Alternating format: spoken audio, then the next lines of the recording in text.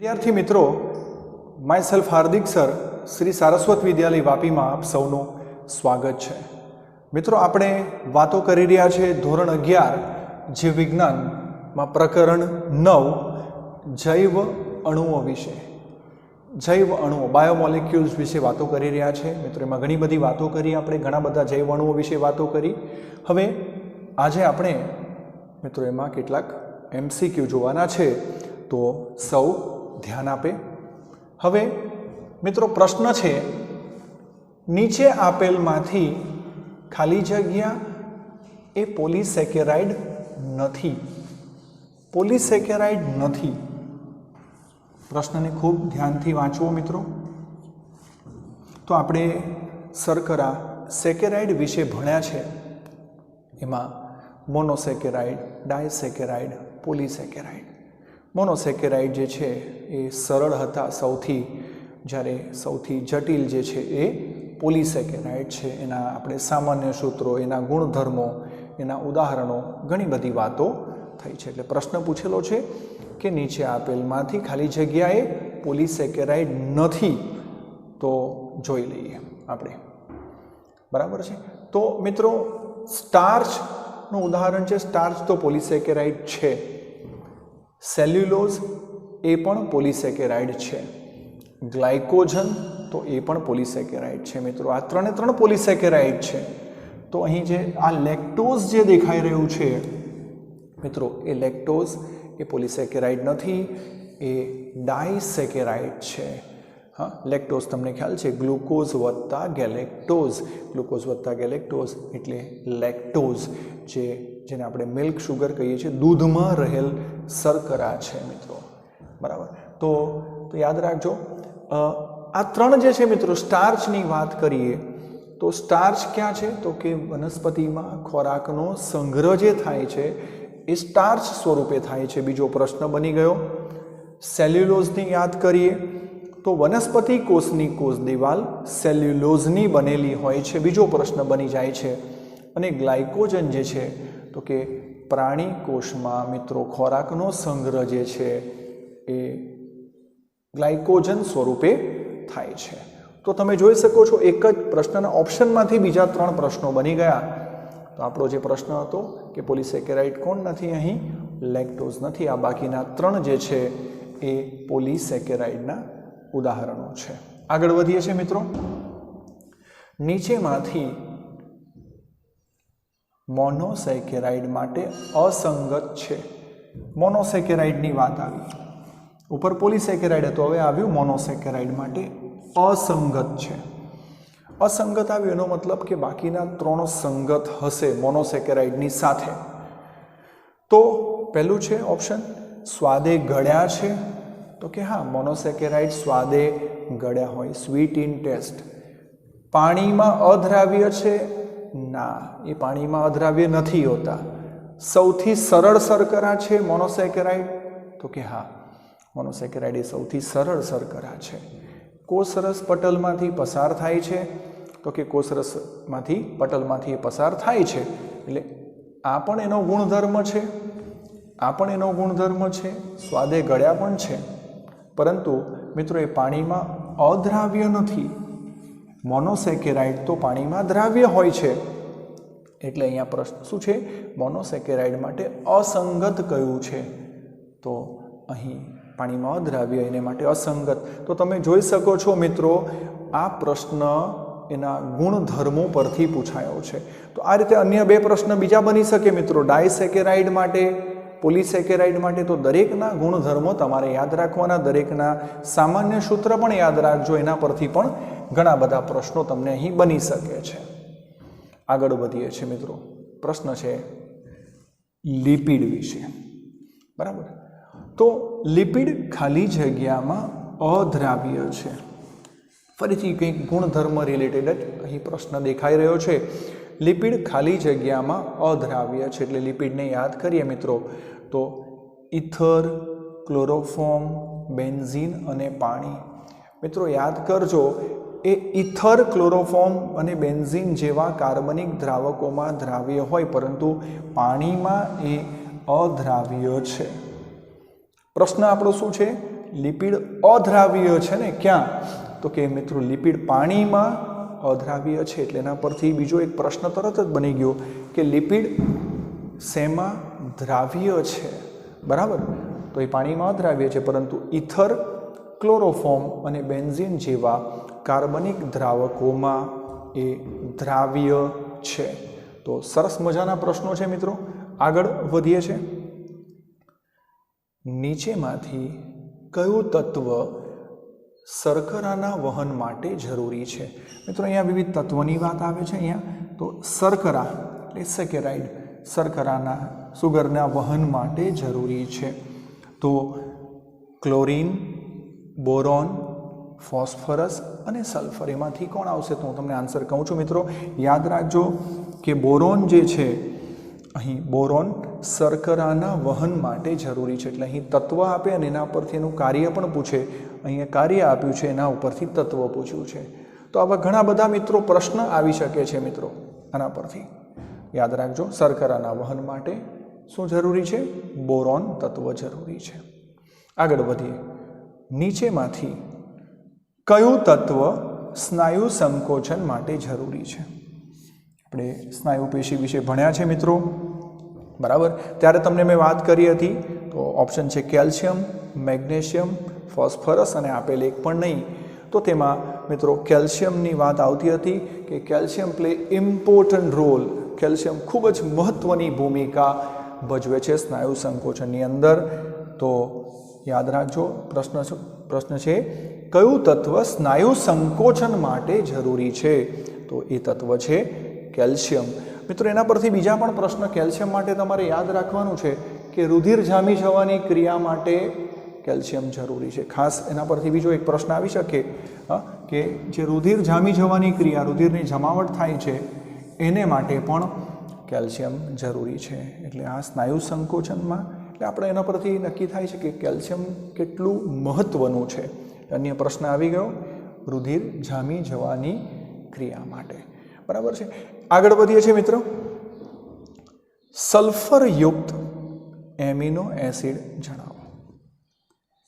સલ્ફરવાળા amino acid, સલ્ફરયુક્ત, બરાબર. Protein વિશે ભણ્યા ત્યારે મિત્રો આપણે વિવિધ એમિનો એસિડ જોયા છે, એના પ્રકારો જોયા છે, જુદા જુદા પ્રકારના એમિનો એસિડ છે. તો એમાં સલ્ફરયુક્ત સિસ્ટીન, મિથિયોનાઇન, એ અને બી બંને, અને ડી આપેલ એક પણ નહીં. તો મિત્રો યાદ રાખજો, આ સિસ્ટીન અને મિથિયોનાઇન બંને જે છે એ સલ્ફરયુક્ત છે. એટલે આન્સર અહીંયા આવે છે એ અને બી બંને. ફરીથી કહું છું, સિસ્ટીન અને મિથિયોનાઇન, સિસ્ટીન અને મિથિયોનાઇન એ સલ્ફરવાળા એમિનો એસિડ છે. એટલે અહીં આન્સર શું આવે છે? એ અને બી બંને. મિત્રો એ રીતે પ્રશ્ન આવી શકે સલ્ફરયુક્ત વિટામિન વિશે. આ તો એમિનો એસિડ થયા, તો વિટામિન સલ્ફરયુક્ત કયા, એવો પ્રશ્ન જો પૂછે, આ પ્રશ્ન મિત્રો વારંવાર પૂછાય છે અને પૂછાયા પણ છે. તો એટલા માટે ચર્ચા કરી રહ્યા છે આપણે. થયામીન અને બાયોટીન જે છે, થિયામીન અને બાયોટીન એ સલ્ફરયુક્ત વિટામિન છે મિત્રો. યાદ રાખજો, થિયામીન એટલે વિટામિન B1ની વાત કરે છે, B1 થિયામીન, અને બાયોટીન જે છે સલ્ફરવાળા વિટામિનો છે. તો બે ખૂબ જ અગત્યના પ્રશ્નો વારંવાર પૂછાય છે. સલ્ફરયુક્ત એમિનો એસિડમાં નામ યાદ રાખજો, સિસ્ટીન અને મિથિયોનાઇન, અને સલ્ફરયુક્ત વિટામિનની વાત આવે તો એ થિયામીન અને બાયોટીન આવે છે, બરાબર. આગળ વધીએ મિત્રો. આ સિવાય ઝિંકનો રોલ પણ મહત્વનો છે. કોષોના સમારકામમાં ઘસારો પામતા, એટલે વેર એન્ડ ટેર સેલ્સ જે હોય, જે કોષો ઘસારો પામતા હોય કોષો પેશીમાં, એમાં રિપેરિંગ માટે ઝિંક જે છે એ આવશ્યક છે. જો મિત્રો આ ખાસ તત્વો છે જે ખૂબ અગત્યની ભૂમિકા એ સજીવ શરીરમાં ભજવે છે. આગળ વધીએ છીએ મિત્રો. પ્રશ્ન છે પાણીના અણુઓ વચ્ચે કયા પ્રકારના બંધ હોય છે? મિત્રો આપણે પાણીનું મહત્ત્વ જોયું હતું. પાણીનું મહત્ત્વ શું છે? પાણી ઉત્તમ દ્રાવક છે, વહનનું માધ્યમ છે. એની અંદરનો બોન્ડિંગની વાત અહીંયા આવે છે. બંધ તો શું છે? પેપ્ટાઇડ બંધ છે, હાઇડ્રોજન બંધ છે, સલ્ફાઇડ બંધ છે કે એસ્ટર બંધ છે? તો મિત્રો પાણીના અણુ વચ્ચે હાઇડ્રોજન બંધ જોવા મળે છે। કેવો બંધ જોવા મળે છે? હાઇડ્રોજન બંધ જોવા મળે છે। એના પરથી ઘણા બધા પ્રશ્નો આવે મિત્રો। આમાં HOH જે છે એની વચ્ચે ખૂણો કેટલો? હાઇડ્રોજન બંધ તો છે પણ એની અંદર એનો ખૂણો જે છે HOH વચ્ચે આ જે એંગલ જે બને છે એ 104.45 ખૂણો બનાવે છે। તો આ બીજો પ્રશ્ન થઈ ગયો। તદુપરાંત આ HOH અંતર જે છે એનું પૂછી નાખે તો H અને O વચ્ચેનું અંતર છે મિત્રો 95.84 PM એટલે કે પિકોમીટર કહેવાય। 95.84 પિકોમીટર કહેવાય છે। આપણા શરીરના પાણીના પ્રમાણ વિશે પૂછે। માનવ શરીરમાં પાણીનું પ્રમાણ 55 થી 78%, 78% જેટલું। તો ઘણા બધા પ્રશ્નો મિત્રો અહીંથી બની રહ્યા છે। જોજો અહીંયા એક બીજો પ્રશ્ન આવી રહ્યો છે। જીવંત કોષમાં પાણીનું પ્રમાણ, જીવંત કોષમાં પાણીનું પ્રમાણ કેટલું હોય છે? 60%, 70 થી 90%, 50% કે આપેલ એક પણ નહીં। તો મિત્રો યાદ રાખજો, જીવંત કોષમાં પાણીનું પ્રમાણ 70 થી 90% હોય છે। તો તમે જોજો અહીંયા પાણીમાંથી કેટલા બધા પ્રશ્નો આવ્યા। તો પાણીના અણુ વચ્ચે કેવો બંધ છે? હાઇડ્રોજન બંધ છે। જીવંત કોષમાં પાણીના પ્રમાણ વિશે પૂછે તો એમાં 70 થી 90% છે। માનવ શરીરમાં પાણીનું પ્રમાણ કેટલું એવો પ્રશ્ન આવે તો 55 થી 78% છે। પછી આ H અને O વચ્ચેના અંતર વિશે પ્રશ્ન આવે તો એ 95.84 પિકોમીટર છે। અને આ જે ખૂણો જે છે પાણીમાં HOH વચ્ચેનો એ છે 104.45 ખૂણો છે। અને અહીં બંધ જે છે પાણીના અણુ વચ્ચેનો એ હાઇડ્રોજન બંધ છે। અને તમે જાણો છો કે એ પાણી ઉત્તમ દ્રાવક છે, એ સક્ષમ દ્રાવક છે। તો મિત્રો તમે જોઈ શકો છો એકમાંથી જ બીજા બધા પ્રશ્નો પણ બીજા ઘણા બધા પ્રશ્નો બની રહ્યા છે। તો આનો સ્ક્રીનશોટ લઈને લખી દેવું। મિત્રો આગળ વધીએ। હવે પ્રશ્ન છે, વનસ્પતિમાં હવાઈ અંગોની બાહ્ય સપાટી પર ખાલી જગ્યાનું રક્ષણાત્મક પડ જોવા મળે છે। વનસ્પતિની વાત કરે છે મિત્રો। વનસ્પતિમાં હવાઈ અંગો એટલે બહાર રહેલા અંગો છે, એટલે પર્ણો વગેરે છે, પ્રકાંડ છે, પર્ણો છે, એની બહારની સરફેસ પર ખાલી જગ્યાનું રક્ષણાત્મક પડ જોવા મળે છે। તો મીણ એટલે કે વેક્સ, સેલ્યુલોઝ, લિગ્નિન કે હેમિસેલ્યુલોઝ। તો મિત્રો તમે જાણો છો વનસ્પતિમાં હવાઈ અંગોમાં પર્ણોની સપાટી પર તમને ખ્યાલ છે કે મીણમય આવરણ હોય છે, વેક્સિસિક્રી લેયર હોય છે। તો એ એક રક્ષણાત્મક પડ એનું જોવા મળે છે। તો પ્રશ્ન સરસ છે, આન્સર અહીંયા શું આવે છે? મીણ। તો મીણને યાદ કરીએ મિત્રો, મીણ શામાં આવશે? એનો સમાવેશ ક્યાં કરવો? પ્રોટીન, કાર્બોદિત, લિપિડ શું શામાં આવશે? પ્રશ્ન થાય। તો મિત્રો તમે લિપિડ વિશે વાતો કરી હતી મેં તમને। તો લિપિડમાં શું આવેલું હોય છે? તો લિપિડમાં શું છે તો કે એમાં ફેટી એસિડ છે અને આલ્કોહોલ છે, બરાબર। ફેટી એસિડમાં આપણે જોયું હતું સંતૃપ્ત અને અસંતૃપ્ત। આલ્કોહોલની અંદર ક્યાં તો ટ્રાયહાઇડ્રોક્સી આલ્કોહોલ અથવા તો મોનોહાઇડ્રોક્સી આલ્કોહોલ। તો મિત્રો આ મીણની અંદર યાદ કરજો, એમાં ગ્લિસરોલ નથી આલ્કોહોલ તરીકે, એમાં આવતો હતો કોણ હતો? મોનોહાઇડ્રોક્સી આલ્કોહોલ આવતો હતો, બરાબર। એટલે એ સરળ લિપિડમાં સમાવેશ થાય છે। લિપિડના 3 પ્રકાર યાદ કરજો: સરળ લિપિડ, જટિલ લિપિડ અને સ્ટેરોઇડ। એમાં સરળ લિપિડને યાદ કરીએ તો શું હતું? સરળ લિપિડમાં ટ્રાઇગ્લિસરાઇડ અને વેક્સ એટલે કે મીણ। અને મીણની અંદર વાત આવે છે કે એની અંદર ફેટી એસિડની સાથે આલ્કોહોલના અણુ તરીકે શું હોય છે? મોનોહાઇડ્રોક્સી આલ્કોહોલ હોય છે। આ તો મીણની વાત નીકળી એટલે એના પરથી અન્ય પ્રશ્નો બની ગયા મિત્રો। તો યાદ રાખજો, મીણ શું છે? સરળ લિપિડનો પ્રકાર છે। વનસ્પતિમાં હવાઈ અંગોની બાહ્ય સપાટી પર મીણનું આવરણ છે। આગળ વધીએ છીએ પ્રશ્નમાં। ડીએનએના બંધારણમાં નીચેમાંથી કોણ હાજર હોય છે? તો ઓપ્શન્સ જોઈએ મિત્રો। પહેલા કીટોઝ પેન્ટોઝ શર્કરા, આલ્ડોઝ પેન્ટોઝ શર્કરા, આલ્ડોઝ હેક્ઝોઝ શર્કરા કે આપેલ તમામ? મિત્રો ડીએનએ એટલે કે ડીઓક્સી રિબોન્યુક્લિક એસિડ, અને તમે જાણો છો ડીએનએ ને આરએનએ રિબોન્યુક્લિક એસિડ, બંને ન્યુક્લિક એસિડ છે, જનીન દ્રવ્ય તરીકે ડીએનએ છે. તો અહીંયા ડીએનએના બંધારણમાં કોણ છે નીચેમાંથી? બરાબર છે. તો મિત્રો ડીએનએના બંધારણને જો યાદ કરીએ તો એની અંદર કોણ કોણ હોય? તો એની અંદર એક પેન્ટોઝ શર્કરા હોય, બરાબર, અને સાથે શું હોય? ફોસ્ફેટ હોય અને નાઇટ્રોજન બેઝ હોય. આ 3 એકમો હોય ડીએનએના બંધારણની અંદર. શું શું હોય છે? નાઇટ્રોજન બેઝ હોય, પેન્ટોઝ શર્કરા હોય અને સાથે શું હોય છે? ફોસ્ફેટ હોય છે. તો અહીંયા કયા પ્રકારના છે તે જોઈએ. પેન્ટોઝમાં કીટોઝ પેન્ટોઝ શર્કરા, આલ્ડોઝ પેન્ટોઝ શર્કરા, આલ્ડોઝ હેક્ઝોઝ શર્કરા કે આપેલ તમામ? તો મિત્રો યાદ રાખજો 5 કાર્બન યુક્ત આલ્ડોઝ પેન્ટોઝ સુગર, આલ્ડોઝ પેન્ટોઝ શર્કરા છે. તમને ખ્યાલ છે શર્કરામાં આપણે બે જે ભાગ પડે છે, બે ગ્રુપ પડે છે, તો એમાં એક CHO આલ્ડીહાઇડ એટલે આલ્ડોઝ, અને જો C ડબલ બોન્ડ O જોવા મળે તો આપણે એને શું કહીએ છીએ? આપણે એને કીટોઝ કહીએ છીએ. અને C ડબલ OH હોય તો આપણે શું કહીએ છીએ? એને CHO હોય તો સોરી, તો આ શું છે? આલ્ડોઝ. અને જો C ડબલ બોન્ડ O હોય તો એ કીટોઝ પ્રકારની છે. તો અહીંયા કેવી છે? આલ્ડોઝ પેન્ટોઝ શર્કરા છે. એમાં ડીઓક્સીરિબોઝ, આપણે ફૂલ ફોર્મ બોલે એની અંદર જ આન્સર આવે છે. ડીઓક્સીરિબોઝ પ્રકારની આલ્ડોઝ પેન્ટોઝ શર્કરા હાજર હોય છે. ઘણા બધા પ્રશ્નો મિત્રો અહીંયાથી જ બની ગયા. આનું ફૂલ ફોર્મ આવી ગયું. ડીએનએના બંધારણમાં કોણ કોણ છે એ પણ અહીં વાત આવી જાય છે. આગળ વધીએ મિત્રો પ્રશ્નમાં. નીચેમાંથી ખાલી જગ્યા એ અસંતૃપ્ત ફેટી એસિડ છે, બરાબર. તો આપણે જોયું હતું કે અસંતૃપ્ત ફેટી એસિડમાં પણ પાછા લાંબી સાંકળવાળા અને ટૂંકી સાંકળવાળા, અને એમાં જોયું હતું કે એ હાઇડ્રોજન કે હેલોજન સ્વીકારી શકવાની ક્ષમતા ધરાવે છે.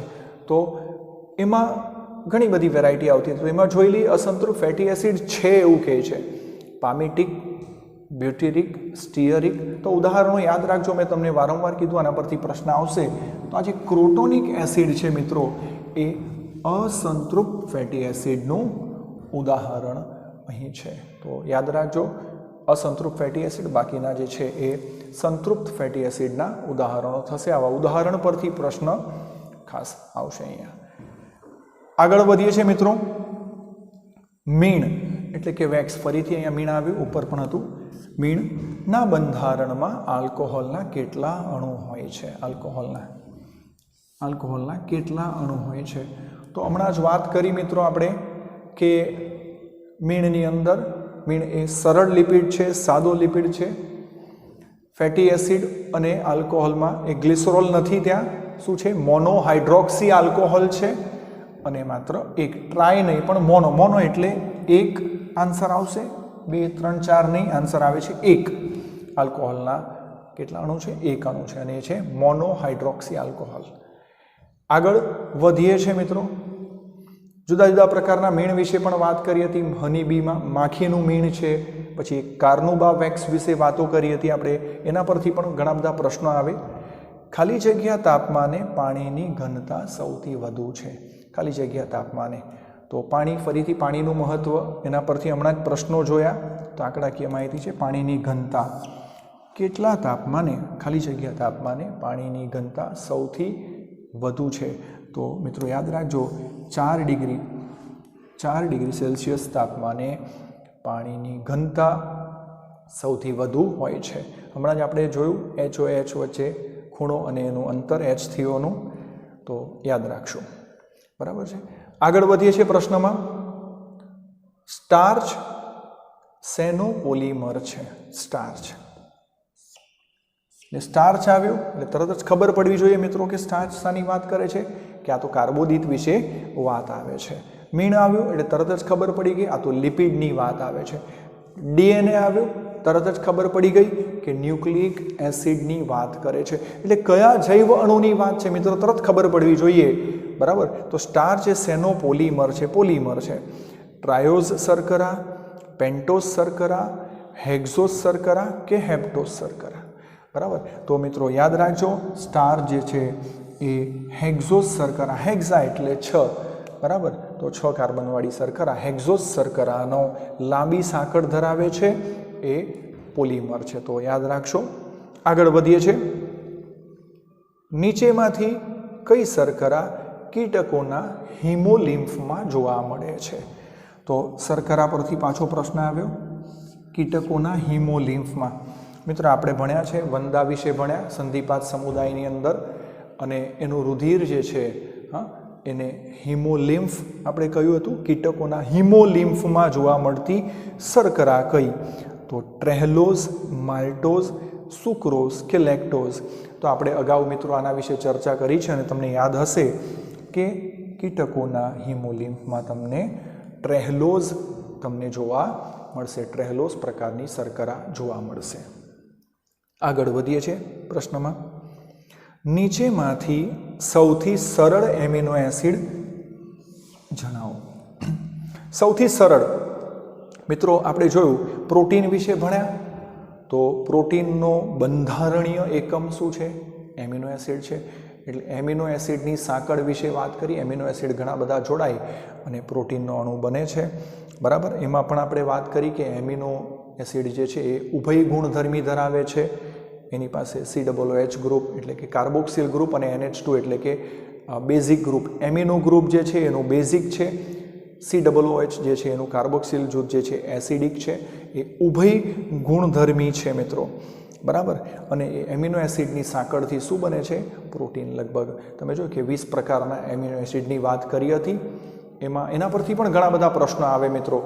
તો યાદ કરજો. આવશ્યક એમિનો એસિડ એવું કીધું, એસેન્શિયલ અમાઇનો એસિડ્સ.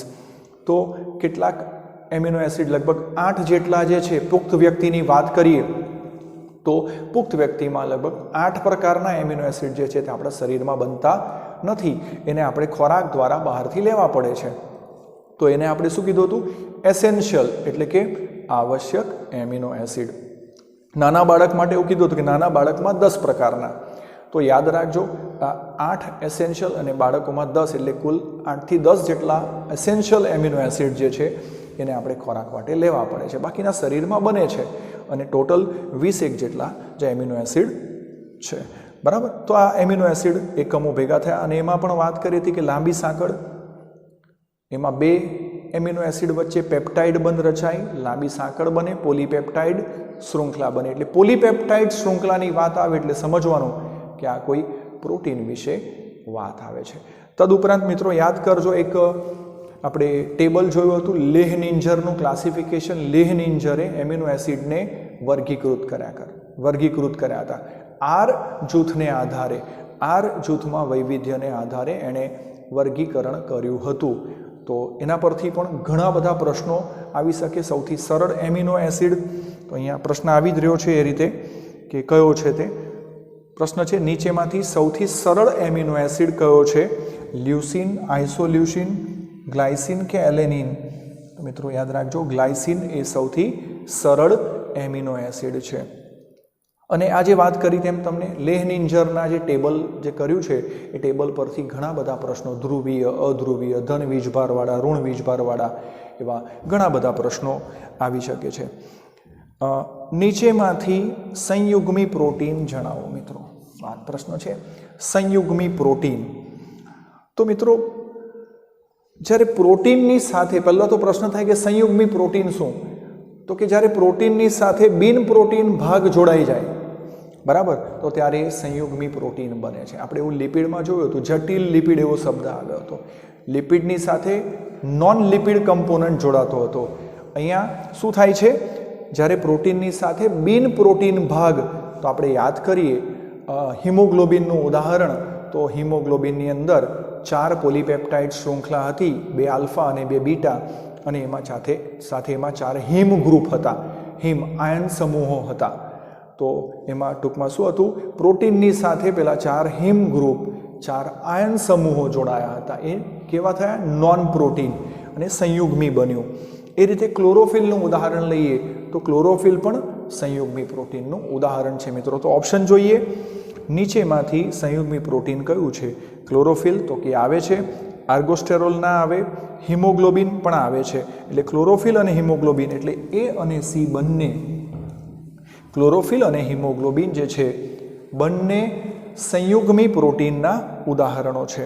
મિત્રો આ પ્રોટીન પરથી બીજા બે પ્રશ્ન તમે યાદ આવે અહીંયા આવી શકે. ખાસ પ્રાણી જગતમાં સૌથી વધુ મોટા પ્રમાણમાં કોલાજન, આ વારંવાર શબ્દ આવી ગયો છે. વ્હાઇટ ફાઇબર્સ તંતુ ઘટક પેશી વિશે વાત કરી હતી. પ્રાણી જગતમાં સૌથી વધુ પ્રમાણમાં most abundant protein found in animal world collagen. અને બીજો એક ઉત્સેચક રૂબિસ્કો વિશે વાત આવી હતી વનસ્પતિ માટે. રિબ્યુલોઝ બાયફોસ્ફેટ કાર્બોક્સાઇલેઝ ઓક્સિજનેઝ, તો એ પણ યાદ રાખજો. બીજો એક પ્રોટીન પરથી મિત્રો પ્રશ્ન આવી શકે, તમે યાદ કરજો. કેરેટીન જેને આપણે સ્ક્લેરોપ્રોટીન, તો કેરેટીન ક્યાં હતું? વાળ, નખ, ભીંગડા, શિંગડા વગેરેમાં કેરેટીન નામનું પ્રોટીન. સ્ક્લેરોપ્રોટીન, બરાબર, એ કોઈ પણ દ્રાવકમાં દ્રાવ્ય હોતું નથી મિત્રો, યાદ રાખજો કેરેટીન. તો આ પણ સરસ પ્રશ્નો અહીંથી સરસ મજાના આવી શકે છે, યાદ રાખજો પ્રોટીન ઉપરથી. બરાબર, તો સંયુગ્મી પ્રોટીનમાં આપણે ક્લોરોફિલ અને હિમોગ્લોબિન બંને જ એ સંયુગ્મી પ્રોટીનના ઉદાહરણ છે. પ્રશ્ન છે ધ્રુવીય અને ધન વીજભારવાળા, ધ્રુવીય અને ધન વીજભારવાળા આર જૂથવાળા એમિનો એસિડ કયા? તો મિત્રો ફરીથી કહું છું, આ લેહનિંજરનું ક્લાસિફિકેશન છે એ ટેબલ તમારે યાદ રાખવું પડશે અને એમાં નામ જે કંઈક આપેલા છે એ ટ્રીક વડે તમારે એને યાદ રાખવા પડશે. તો કયું છે? Glycine, lysine, લ્યુસિન, glutamic acid. તો ધ્રુવીય અને ધન વીજભારવાળું મિત્રો હું અત્યારે જણાવી દઉં છું, એ છે લાઇસિન. ફરીથી કહું છું કે ટેબલ સરસ રીતે કરજો. હવે તમને ખ્યાલ આવી રહ્યો છે કે પ્રશ્નો ક્યાંથી બની રહ્યા છે. બરાબર, આપણે લિપિડ પરથી પ્રશ્નો બન્યા, ડીએનએ પરથી પ્રશ્ન આવ્યો અહીંયા, ત્યારબાદ પ્રોટીન પરથી પ્રશ્ન આવ્યા, કાર્બોદિત પરથી પણ ઘણા બધા પ્રશ્નો આવ્યા. તો એકમાંથી ઘણા બધા પ્રશ્નો મિત્રો બની રહ્યા છે અહીંયા, તો આનો સ્ક્રીનશોટ લઈને લખી દેવું.